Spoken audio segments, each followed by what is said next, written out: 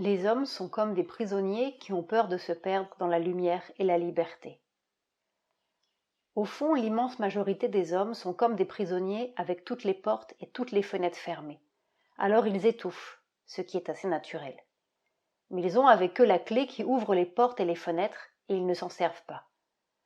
Certainement, il y a une période où ils ne savent pas qu'ils ont la clé.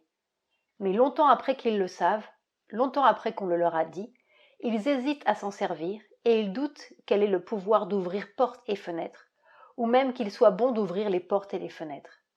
Et même quand ils ont une impression que, après tout, ce serait peut-être bien, il reste une crainte.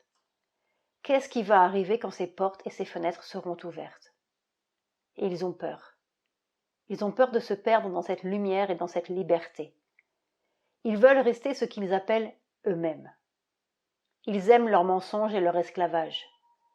Quelque chose en eux l'aime et y reste agrippé. Il leur reste l'impression que sans leurs limites, ils n'existeraient plus. C'est pour cela que le trajet est si long. C'est pour cela qu'il est difficile.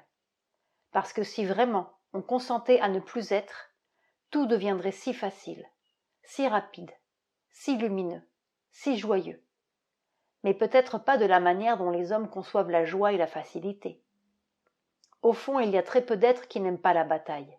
Il y en a très peu qui consentiraient à ce qu'il n'y ait pas de nuit, et qui ne conçoivent la lumière que comme l'opposé de l'obscurité. Sans ombre, il n'y aurait pas de tableau. Sans lutte, il n'y aurait pas de victoire. Sans souffrance, il n'y aurait pas de joie. Voilà ce qu'ils pensent.